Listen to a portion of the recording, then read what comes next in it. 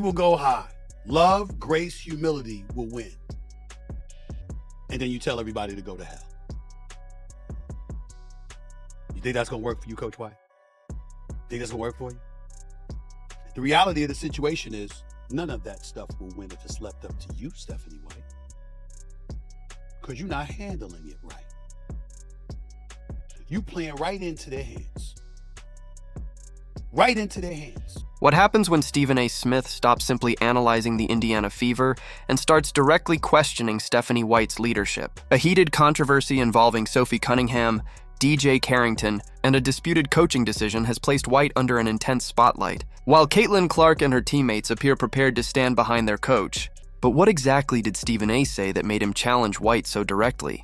And could this confrontation reveal a much deeper issue developing inside the Indiana Fever? Player safety is always a top priority for me. One of the things I pride myself on is my relationships with players.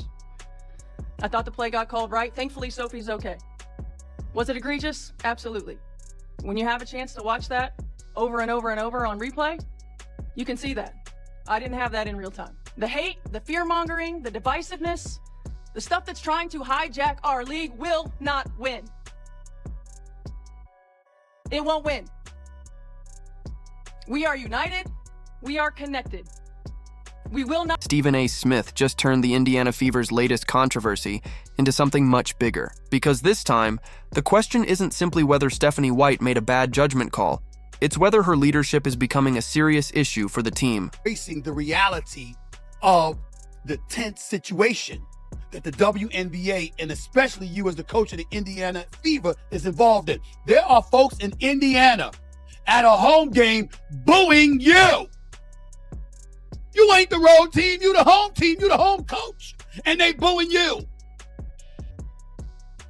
And Sophie Cunningham and Caitlin Clark can speak up for you all they want to, as they did, and as they should have. The real question is whether the Fever's coach has lost the confidence of the very players she is supposed to lead. And now, Stephen A. Smith is demanding answers that are becoming harder and harder for the organization to ignore. I've been a defender, the coach of the Fever. Get her out of there.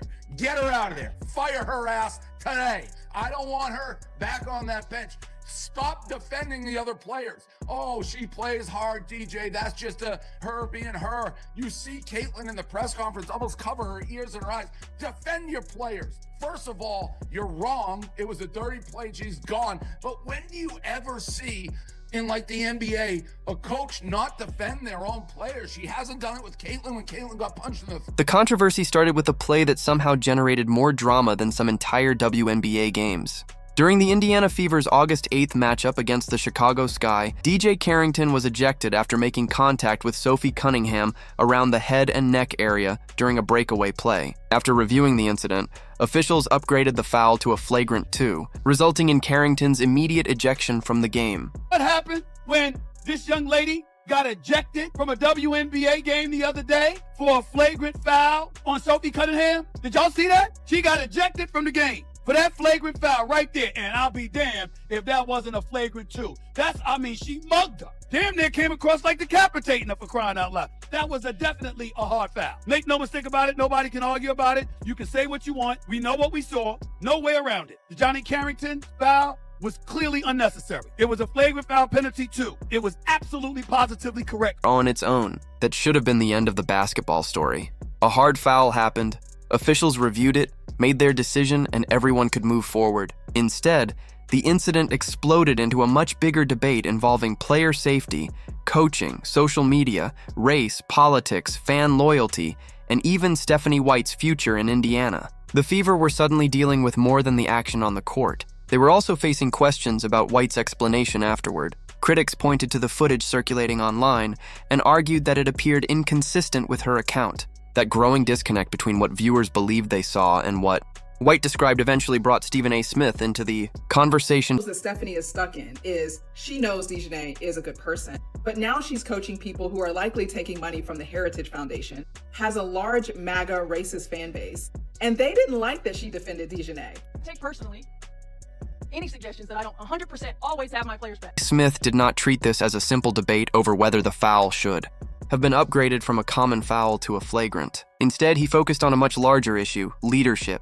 That distinction matters because his criticism was aimed directly at Stephanie White's responsibility as head coach of the Indiana Fever. His argument was straightforward. A head coach is expected to know exactly what is happening on the court, recognize when a player has taken a dangerous hit, and respond immediately when the situation demands it. When a player is left on the floor after a hard collision, fans expect the coach to react instantly, not after social media has already replayed the moment from multiple angles. That debate has only added another layer of scrutiny to the situation. The flagrant 2 every single damn time in the NBA and the WNBA. But you know things have devolved when you got the Attorney General for the state of Florida saying that's why WNBA games ain't here because guess what? We are the prosecutor. Attorney General James Uthmeyer, the WNBA knows better than to play games down here in Florida because I'll be charging people with assault. I should probably clarify assault and battery. That is from the Attorney General of the state. Coaches spend years working with athletes, learning their personalities, understanding their tendencies, and building relationships that can last long after a player leaves the team. White's supporters can reasonably argue that she was simply describing what she believed she saw at game speed, rather than intentionally protecting a former player. Critics, however, are asking a harder question. Would White have responded the same way if the player involved had been someone she had never coached? That question has kept the controversy alive because once trust enters the discussion, every explanation gets examined closely. Then White addressed the criticism before the Fever faced the New York Liberty, delivering a surprisingly blunt response instead of the polished statement coaches usually provide during controversy. You're wrong, but it starts to make me think you care more about the overlying social issues and not pissing off other people in the league and saying men can play in the league because she's one of those players. Coaches, when asked, always is taking the far left side of it. This isn't politics. Your player got assaulted. Defend your player in the press conference. Be like, yeah, that was a dirty play. She should have hit the showers. She acts like she's the coach of the other team. I don't care if she's the best X's and O's when she's not.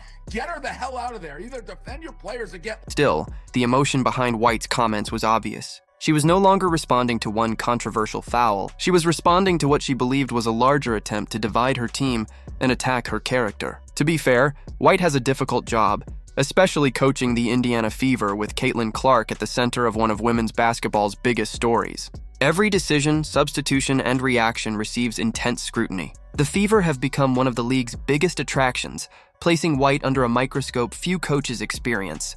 But Stephenasmith's argument is ultimately about leadership, not standings. And that became even more uncomfortable when Fever fans began booing White inside her own arena. The dumbest coach I've ever seen. Love, grace, humility, integrity.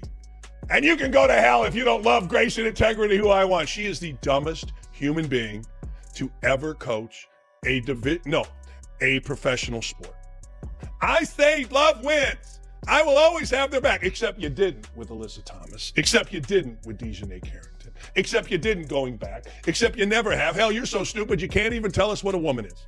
You can't even tell us the difference between... Think about how unusual that is. White was not walking into Chicago, New York, or Las Vegas as the opposing coach. She was standing in her own arena, surrounded by fans who were supposed to provide home court energy, yet some of those same supporters were booing her. Stephenasmith highlighted that point, emphasizing that White was not the road coach. She was leading the home team. That is more than ordinary criticism. It is a warning sign. The situation became even more complicated when Caitlin Clark publicly defended White, reportedly saying the booing made her feel sick and making it clear that the players had their coach's back. She also indicated that the Fever were determined to win for White. Plenty of chances to come out with a statement like this and chose not to come out with a statement like this. But when she saw that her job was in jeopardy, after the Lieutenant Governor of Indiana came out with that statement, after she came out to say that she believed that the play between Dijonai Carrington and Sophie Cunningham wasn't intentional, when she came out with that statement and she saw how those fans reacted to her saying that, how the Governor of Indiana came out saying how she spoke about that, now she wants to make a statement? Now she wants to try to flip her words and say that, oh, she didn't see video clips and see all this. Stand on business. The fascinating part is that Cunningham herself has supported White throughout the controversy, while White's broader message has focused on standing together and refusing to let outside pressure fracture the team. Then Caitlin Clark delivered her own response where it matters most. On the basketball court, against New York, Clark recorded 22 points and 10 assists as Indiana secured a 106-92 victory. The win also marked the Fever's 15th 100-point game of the season, adding another layer of irony. While people outside the locker room debated whether White should be fired, her team stepped onto the court and scored 106 points. But fans want consistency, protection, and explanations that match what they believe they saw. Instead, every new explanation created another question. I really believe that Stephanie White deserves to be fired. I don't care about the injury excuse. I think that's what they're going to use to keep her for another year, which they will, because, well, look at the injuries. See, she couldn't do her job. That's what they're going to do. And most likely, 99%, she'll be back. But honestly, the job she did, she deserves to get fired. She does. Let me tell you why. Number one, poor roster and cover for Bonner. To me, that alone should get her fired. First came the claim that White did not see the play clearly in real time. Then the footage became central to the debate, and eventually she acknowledged that the replay showed something far more serious. After that came an emotional message about love, grace, humility, and kindness, followed by a blunt response suggesting her critics could essentially go to hell. By then, the story was no longer only about basketball. It had become a battle over perception. This is where Stephenasmith's intervention becomes especially interesting. He is not simply criticizing White for one comment. He is questioning the entire sequence and asking whether she understands the difference between supporting her players and accepting accountability.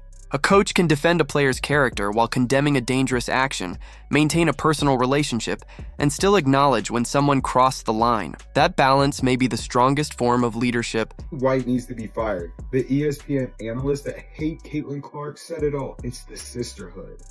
And the sisterhood is Stephanie White's team. That's where most of the dramas came from. In Caitlin Clark's, now Sophie Cunningham's career.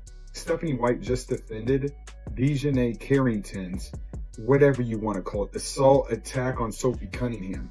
She defended Alyssa Thomas's fist to the throat and made Alyssa Thomas out to be the victim. That is why this confrontation has become so compelling. Stephen A. Smith is forcing a question that nobody involved really wants to answer. What should accountability look like when the coach herself becomes part of the controversy? There is another layer that cannot be ignored. This is not some anonymous rebuilding team quietly developing young players. This is Caitlin Clark's Indiana Fever, and every game is magnified. Every controversy spreads instantly. Every fan argument becomes a social media battle, and every coaching comment can become a headline within minutes. That pressure will not disappear. Winning could completely change the narrative, but if the Fever begin losing, every unresolved issue surrounding White could return even louder. Smith has placed a spotlight on tensions already simmering beneath the surface. While the booing suggests some fans are deeply unhappy, White is getting absolutely worked today. Wow, it's bad. Do you know how bad you must be?